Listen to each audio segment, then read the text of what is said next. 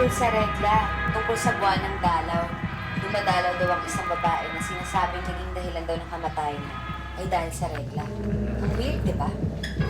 Pagbilang kong 3, nakatago na ako. 1, 2, 3! Talaga bang desidido ka? Na halukayin ang buhay ni Estela? Tahimik na siya. Kung ako sa'yo, hindi ko bayaran. Tama na! Tama na! Hindi ko naman sinasadya!